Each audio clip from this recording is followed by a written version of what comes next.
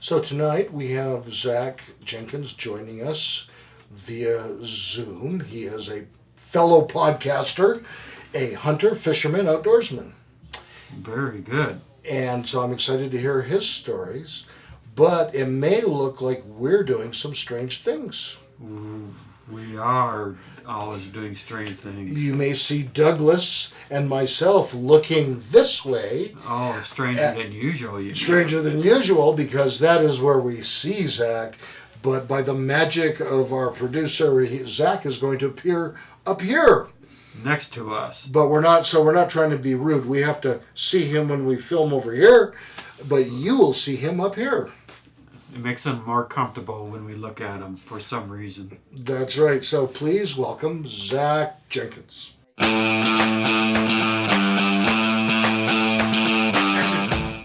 Welcome to the third chair, and we're lucky we have somebody with an outdoor podcast. I'm excited to find out about this. Uh-huh. And we also have Peter. Yes. I don't know if I'm as excited to see Peter this week. You didn't miss me while I was gone to South Dakota. Oh, man. We talk about the outdoors, but you sent me a picture of Mount Rushmore. That was outdoors. Yeah, I put in an official request to have my head added to the mountains, but it was turned down. So surprised. So, Zach, tell us about your podcast on the outdoors. What exactly do you cover on your podcast? Well, first of all, thanks for having me on. I really appreciate it. It's been a while since I've either done or been on a podcast. So my podcast right now is called the 12 Hike Podcast. And essentially, it's an all-outdoors podcast. So we talk about all things hunting, fishing, conservation, hiking. You name it, we talk about it. And that was my whole goal. I just wanted to talk to people that were way more interesting than me about outdoor activities. I live my life vicariously through other people, so it helped out a lot. Well, so do you do outdoor stuff? Oh yeah, big time. So I grew up in southern Ohio, and my grandpa got me out squirrel hunting at the age of 5.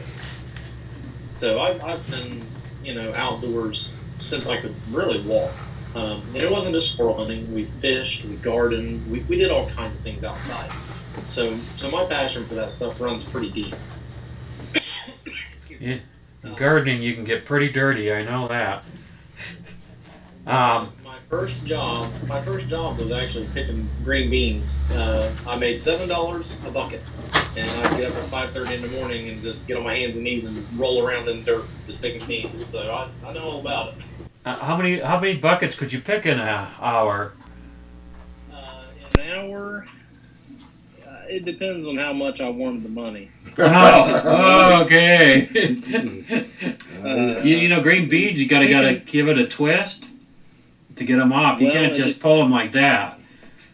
Oh no! When that's what you do for money, you get pretty good at it. I could probably pick about 2 buckets an hour, so I was making about $14 an hour. That's pretty good. And I don't know how old you are, but it would have been excellent in my day. Yeah. Some serious jobs. Yeah, serious bucks. My first job, I got $3.25 an hour. I could have lazed around and made twice as much money picking the green beans. So far you have about 80 episodes of this, I understand?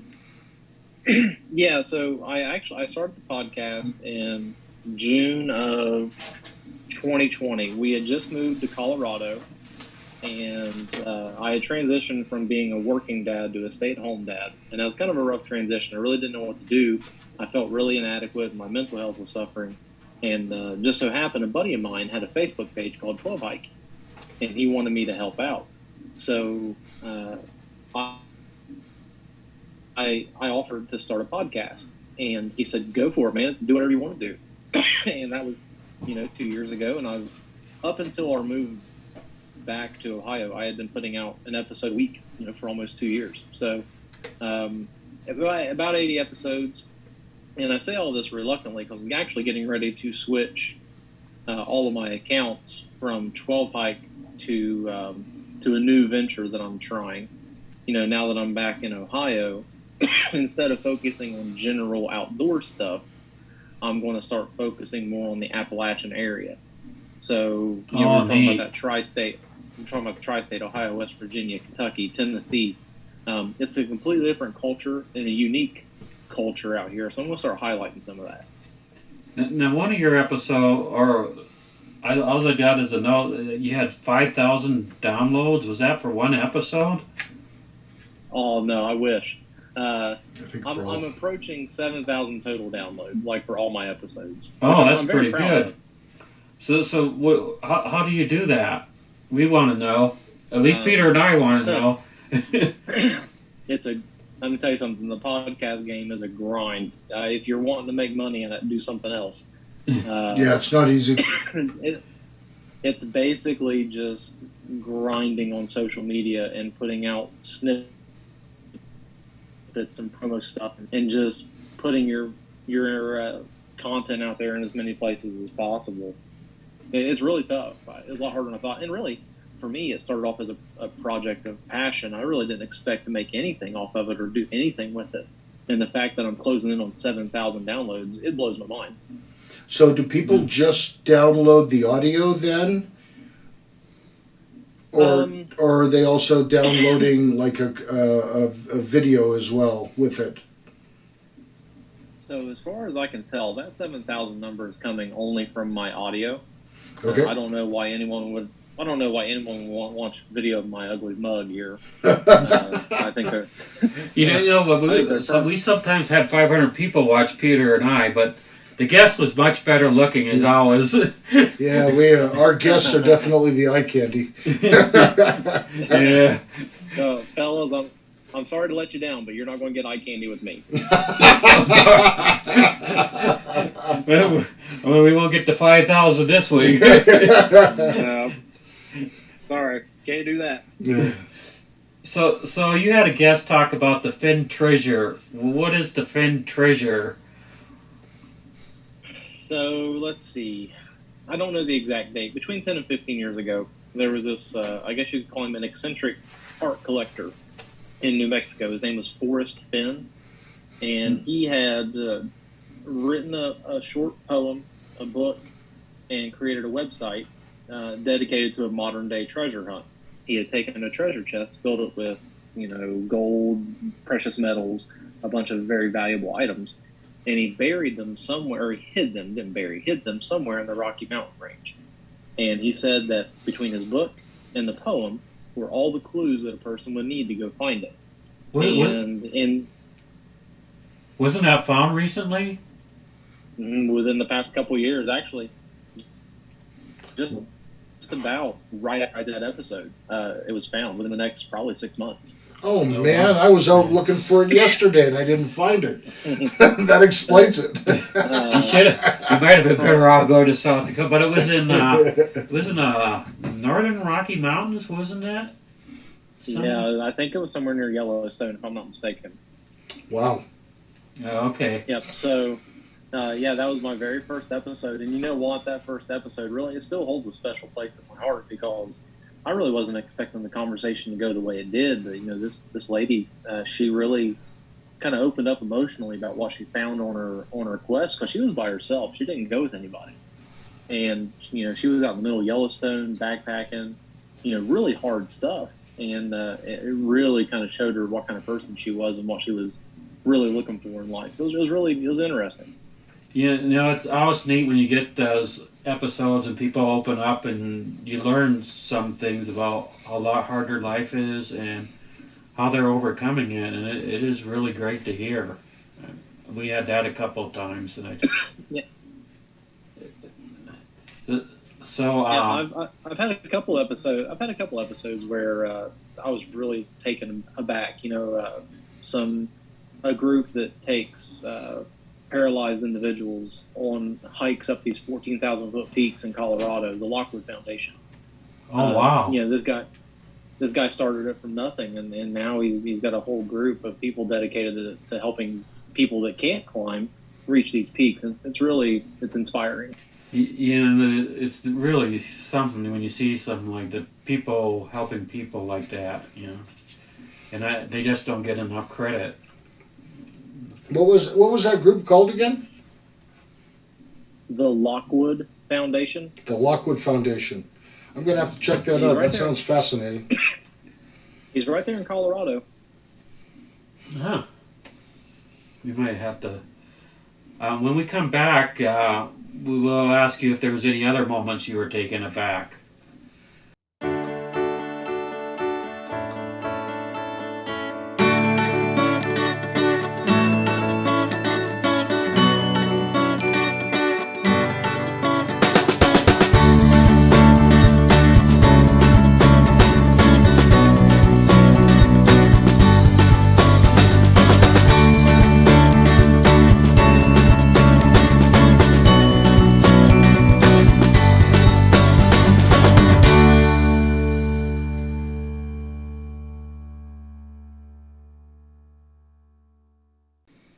Welcome back to the third chair. Our guest Zach is back. Peter is still here. Yo. Yo. Yo. Well, and Zach, can you? I don't want to spend the whole show doing this, although I think it would be very interesting. Can you give us another guest who really took you aback on the show? Yeah, absolutely. So my second ever episode was with an organization called Huts for Vets, another Colorado organization. They take military veterans, first responders, police and firefighters, people that have been through some severe trauma, whether it's emotionally or physically, and they take them on these deep country backpacking retreats, and they provide them mental therapy to try to work through their trauma. And what's fascinating is the guy. So the guy that I spoke with was actually a Vietnam War protester. He was protesting the Vietnam War, and he ended up meeting up with another.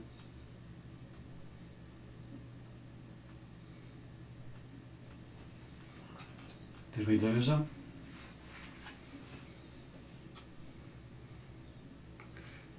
Zach, can you hear us?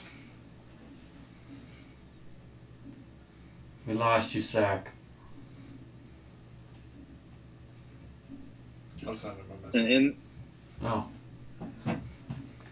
So we lost you actually for about 40 seconds. Yeah, you just were telling us at the beginning about the Vietnam War vet. Or no, he was against the Vietnam War, and then he met somebody, and then you got cut off. okay, so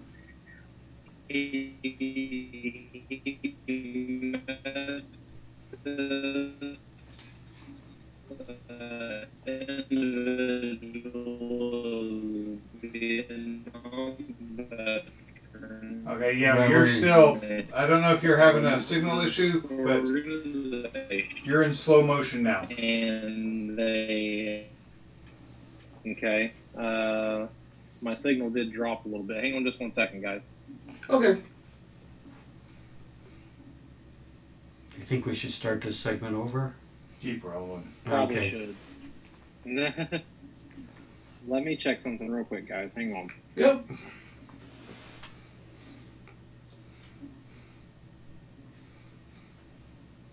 In the meantime, please enjoy this penguin in the manger. Penguin in the manger. Yeah, Pittsburgh Penguins is one. Now you've given Good. me post-production work to do. I got to create a penguin in the manger. But Okay. it may be a Am I miswatched better up. now, guys? Yeah? Yeah. Okay, Okay. Somehow I got kicked from my internet. Who knows? that happens. Yeah. No worries.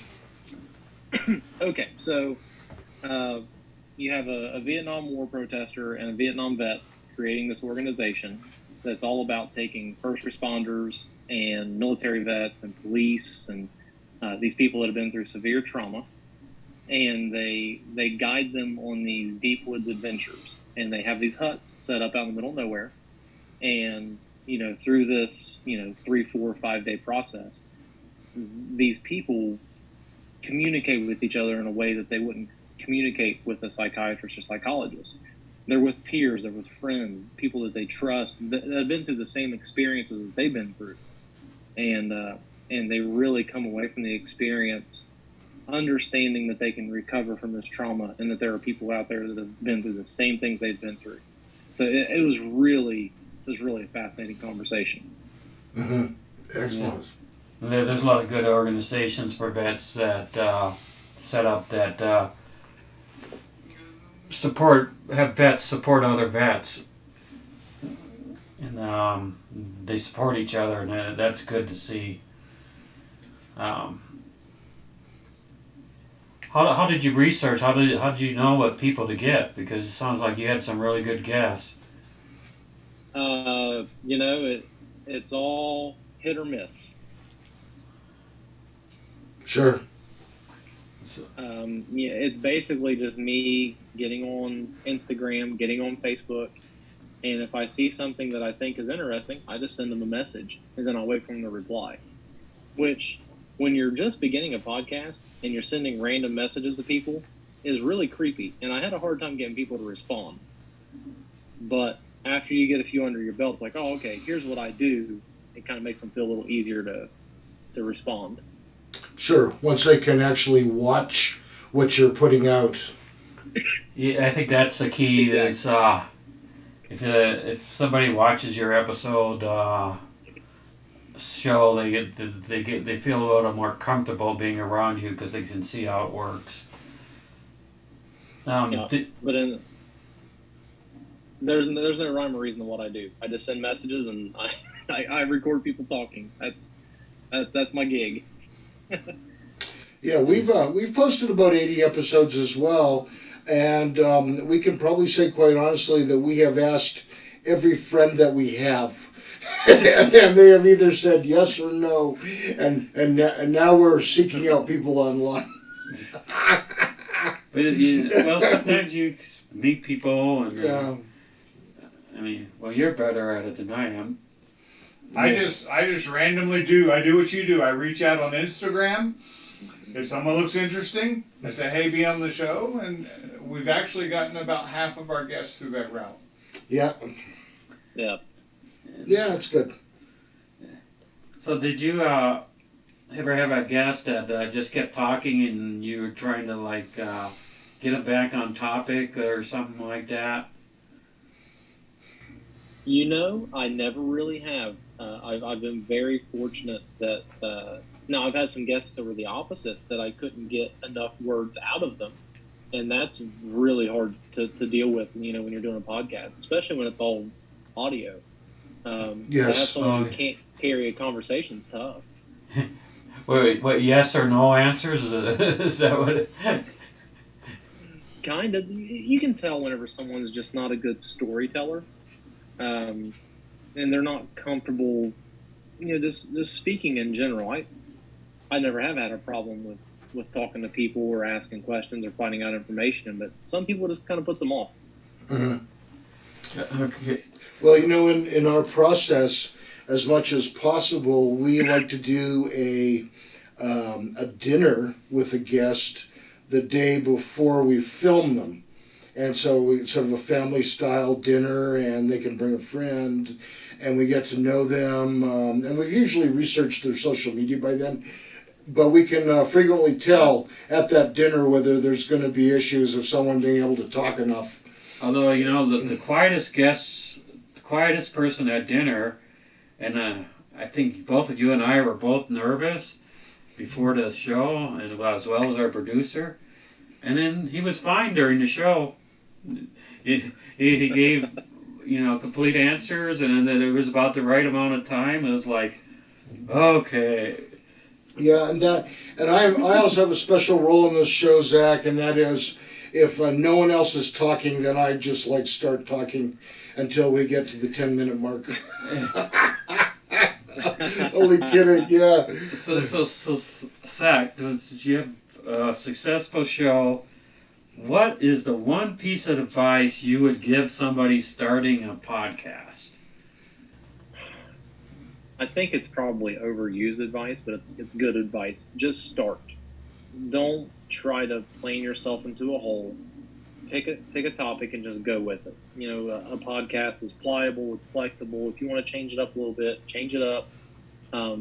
One practical piece of advice I'd give, though, is build up a library of about 6 or 7 episodes before you ever release the first one. Yeah. For me, both of those are great advice. You know, for me, especially trying to do an episode a week, you know, you want to have a little bit of cushion where if you have a week or two where you don't have a guest, you have something to put out. Yeah, and we've taken that piece of advice and actually extended it a little bit, and that is, for the most part now, when we have a guest on, we actually film 2 episodes with the intention of having that guest, you know, be week 1 and week 2, and that also helps build up a reserve of episodes. Yeah, that's good, and podcasting is so fun. For me, it's like I said, it's a passion project. I get to talk to people, which is something I love, and that's for me is kind of taking it not too seriously. It has helped me a lot. Well, very good. We're going to go to a break. And Peter's going to talk to you about your family. We're going to ask some questions about your wife, your kids, your mom, your dad, your grandpa, your grandma, siblings, and what they meant in where you grew up, a special place in your culture. And we'll do that when we come right back.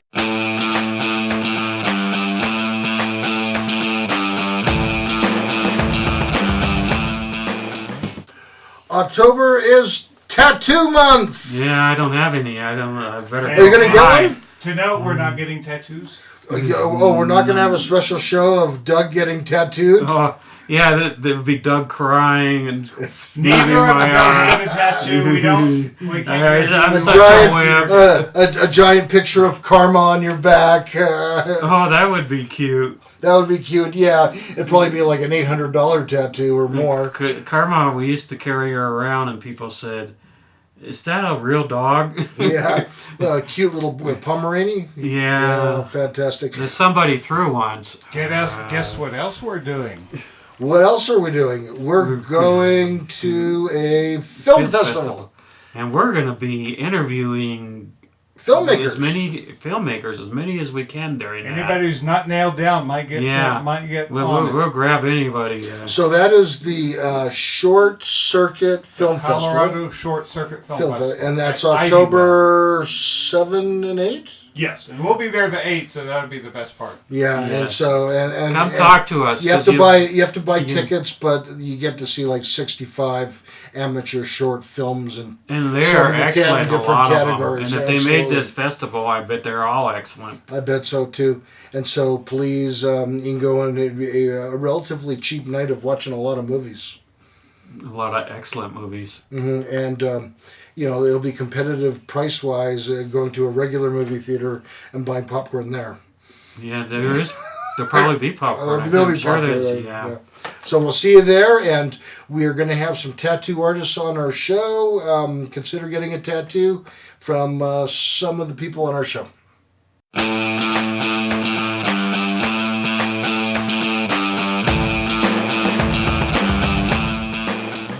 Welcome back to the third chair. I'm Peter. That's Doug. We're here with Zach Jenkins. Do I have that right?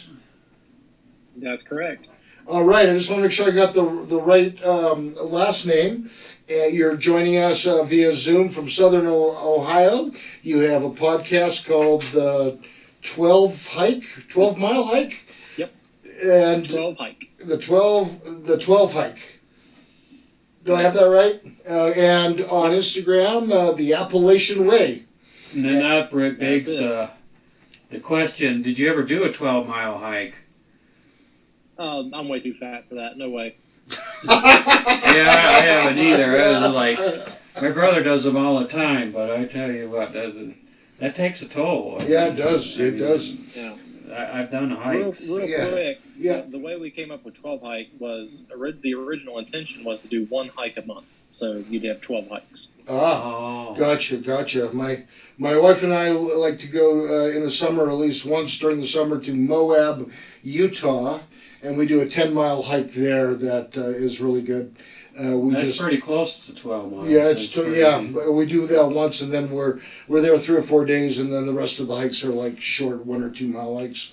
Yeah. But we get one good one in. We enjoy the scenery, Well, and that's so more than good. yeah, more than well. More than- Yeah, and so where did you meet your wife?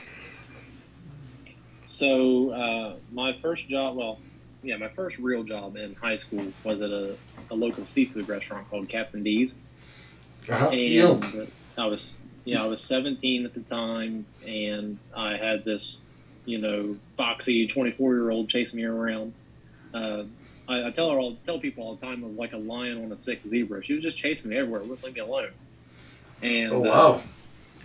yeah, the rest is history. We've been married now for, let's see, we just celebrated our 16th wedding anniversary. Yeah, good. So You've posted quite a bit on the Appalachian Way Instagram account, pictures of your wife and you wedding dress, and so you also have some kids, 8 and 6. And tell us about that. I understand there's a very interesting story in how they came into your life. yeah, so my wife and I tried having kids, and one thing led to another. We had a miscarriage, and it was really hard. It was a very emotional time. So we had decided that maybe we should try adoption, and I really wasn't hot on the idea, but I knew that if we wanted kids, I don't think the traditional way was going to be for us. So we went to an adoption agency, and it's really weird. I don't know if you know anybody that's ever been through that process, but you basically create a profile, and you're trying to sell yourself to prospective adoptive parents. And at any time, there's 50 to 100 couples that are waiting for an adoption to come through. That's the typical way. Ours was called an adoption opportunity. So a lady that was addicted to opiates got pregnant, and she didn't want the kid. So we kind of went out on a limb, took the risk, understanding that there could be complications, and lo and behold, we were picked. So that was our first adoption with our oldest. His birth mom actually got sober and got pregnant again, and didn't want the second kid either. So we said, you know what, we'll adopt him also. So they're biological brothers, and that's kind of the short story of how they got through our lives. How much time did you adopt the oldest first and have him a while, and then adopt the second, or was it near the same time that you got both? No, so our oldest, we adopted him 2 years before we got his brother, and we were in the hospital when they were born. We clipped umbilical cords, we fed them their first bottles, changed their first diapers. For all intents and purposes, they might as well be our biological kids. Sure. Wow. Yeah, I'm glad you mentioned that. I mean, young families desperately trying to get pregnant and being unable to. I mean, I know that's heartbreaking for a lot of couples.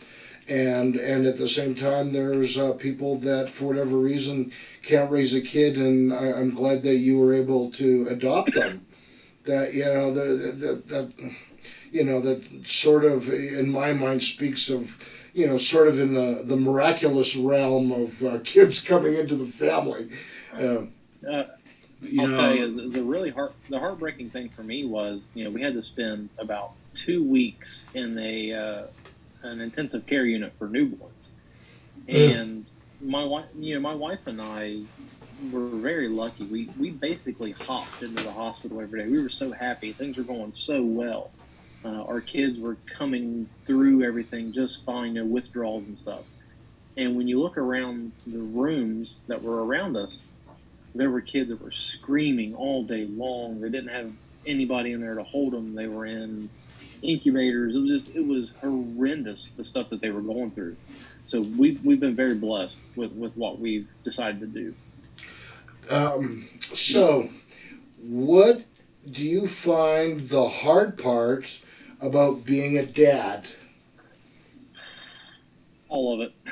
I've got a lot of honesty there, brother. It's not an easy job, is it? Oh no, and you know, I've got two boys that are rambunctious. They're high energy, super intelligent, super bright, but they require a lot of work. You know, as soon as they wake up in the morning, I'm up at 5:30 in the morning because someone's waking me up, and you know, tending to the needs of little narcissistic jerks all the time. It's all about them. That's when you're a kid. That's all you care about yourself. So Sure.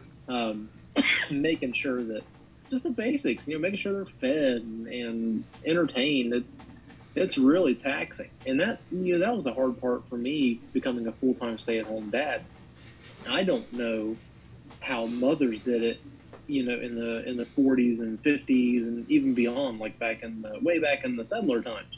How in the world did they take care of kids without electronics and TV? And I just, it blows my mind to think about. Yeah, I hear what you're saying, and so sort of a follow-up question to that then would be, what do you find the hardest part of then being a husband? Well, I think for me the hardest part is making sure that you communicate well with your partner. So I don't think most people are really good at communicating, especially difficult things, right? If let's say you have an issue, let's say you have money issues, which is something we've been very blessed. We've never really had to struggle through that, but most times that stuff comes out in anger, and it's not a constructive conversation. You're just lashing out at somebody.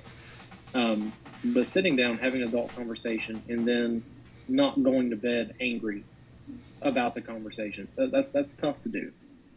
Yeah, I think you speak for a lot of us putting that out there.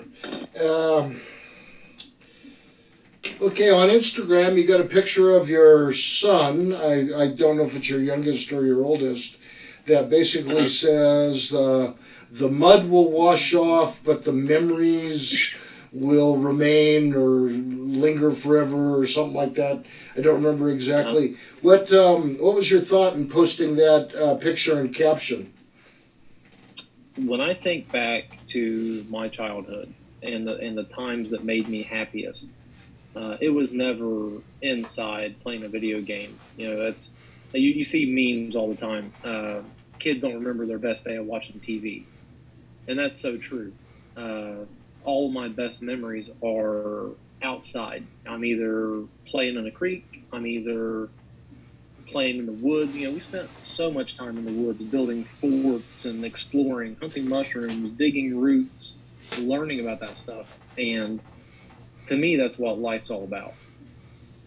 And as they grow up, that stuff hopefully will stick with them. Sure.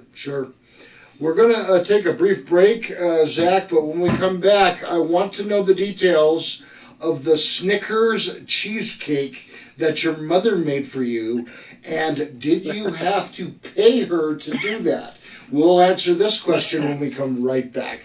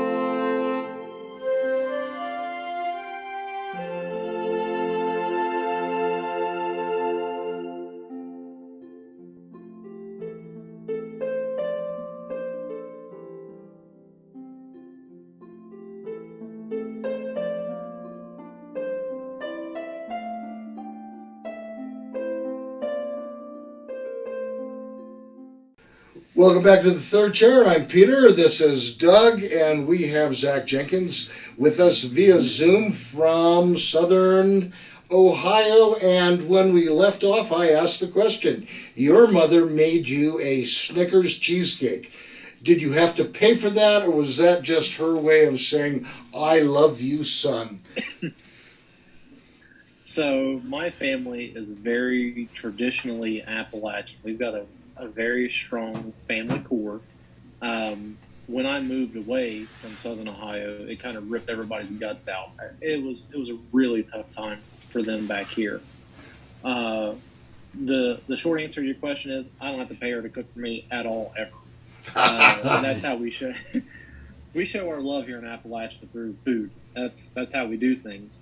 And I come from a long lineage of very good cooks. My grandmother was an excellent cook. My grandpa was a good cook.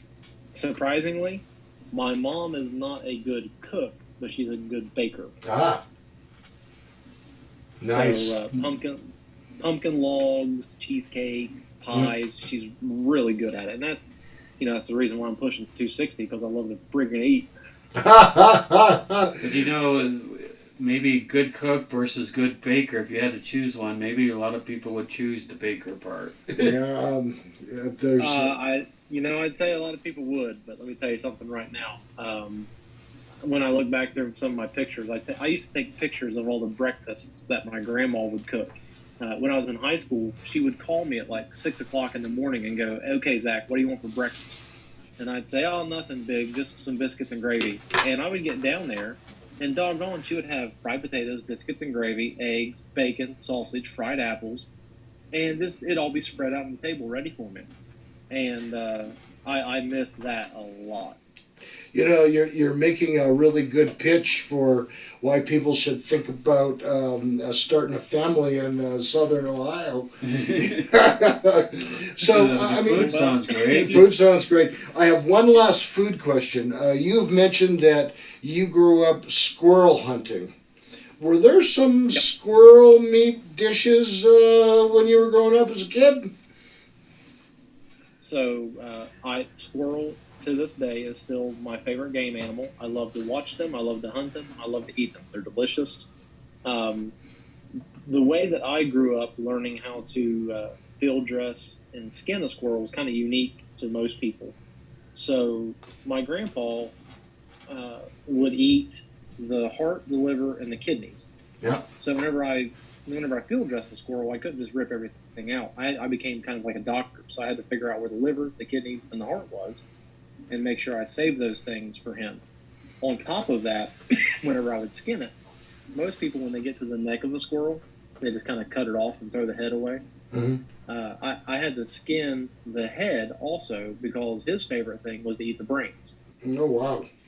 Did it make him smarter? I could not. What is it? Did it make him smarter? He was a pretty smart fellow, but he was more of a man than I am because I couldn't do it. Oh, wow.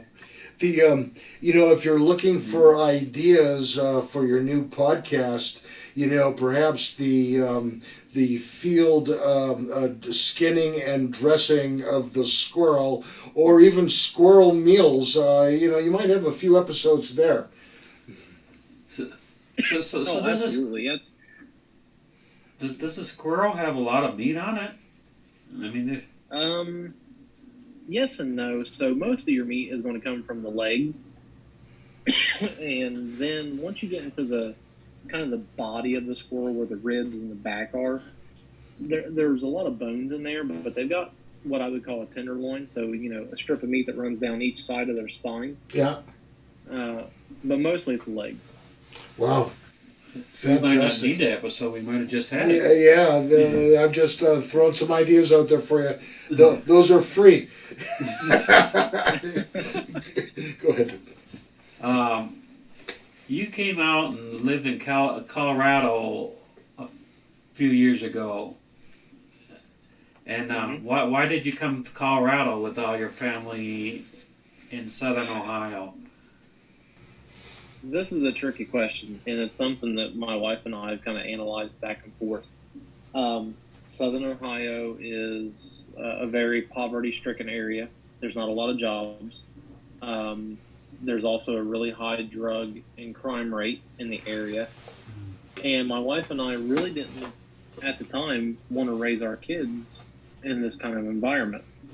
So she's an accountant as well. So she started, doing all kinds of research on different areas and very analytically looked at school grades, drug arrest rates, crime rates, house prices, really like created this whole spreadsheet of things we were looking for in a home in a city. And we landed on northern Colorado. We lived in Loveland, which is just north of Denver. Yeah. And to be honest with you, we both loved the area. It was great. The schools were great. I had a great neighbor. Things were really good. But we were out there a couple years and we were isolated. COVID hit, so we were stuck. We couldn't do anything. Making friends was hard because everybody was kind of scared to get together. And then on top of that, we both really missed our family and friends. So this summer, she kind of looked at me and said, can I tell you something? And I said, yeah, go ahead. And she said, I think I want to go back home. And I said, well, that's fine, because I want to go back home too.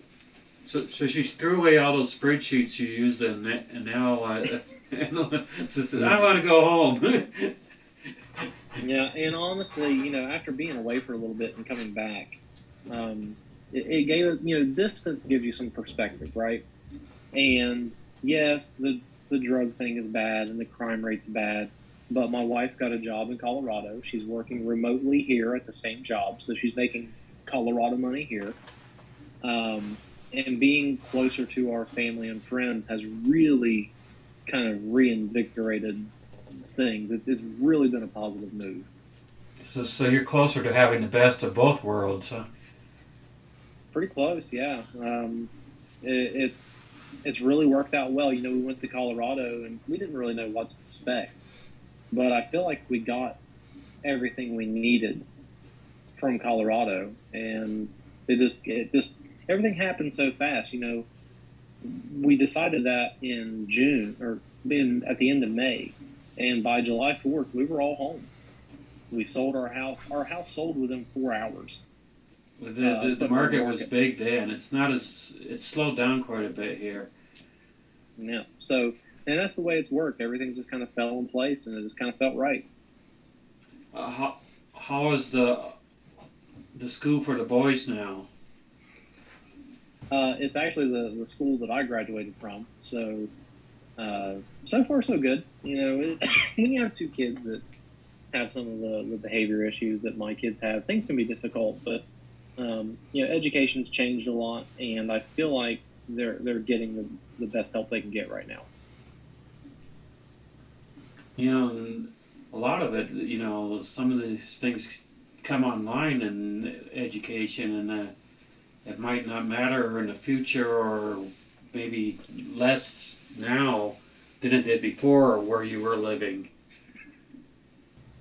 If they switch back to online school, I am gonna homeschool my kids so fast, because neither one of mine did well with online schooling. It was a nightmare. Oh, is that right? Oh, it was awful. And I went to school to be a teacher, so I mean, it's not like I couldn't do it.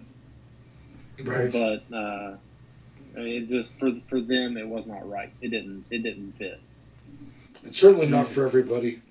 Well, to me, you lose some of the personal, like ask a question, or I remember if you had a good teacher, they could tell when you were struggling or stuff like that, but when you're looking at 24, I'm assuming that's on the Zoom meetings, 24 kids, it's hard to tell how little Johnny's feeling if he's in that corner today.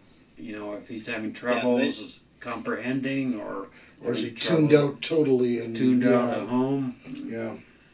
You might even have his earplugs on and not even listening to you. Okay. Very possible. We're going to take another break and see if you have any things you want advertised, or let the people know how to get a hold of you.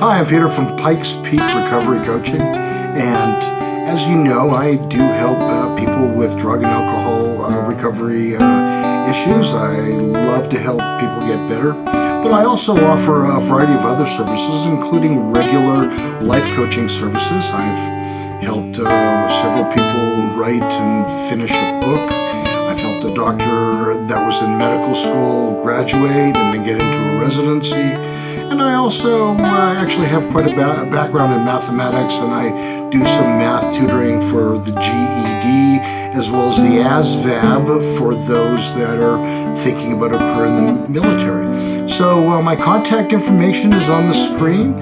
Please send me an email or a text, and we can talk about some of these services and how I can help. That's Peter Grigg at Pikes Peak Recovery Coaching.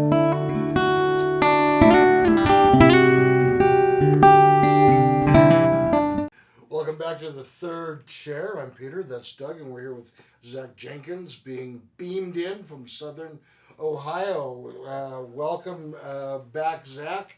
We're so glad you're here with us. I know there's a question that I've had many people ask me and wonder about, and so I want to throw it to you here. Just this last segment's a little on the short side, but the idea of defining Appalachia. What does that mean sort of culturally to you, or what would people from Appalachia say Appalachia is? There's certainly Hollywood stereotypes that I don't think are correct. And so I was wondering if you'd take a crack at answering that. Sure. So from my experience, when I think of Appalachia, I think of, just a few key things. First and foremost, in my experience, you've got a strong religious core. So you've got a very Christian-centric group of people that are very family-oriented. So we'll take my family, for example. We live basically all on one piece of property. So I've got two aunts, my mom and dad, my brother and sister. You can almost throw rocks and hit each other's houses. So you've got this strong, faith-driven, family-loving group of hardworking people that are self-sufficient and only rely on their families. That's kind of the short and skinny of it. That's like the rose-colored lens version.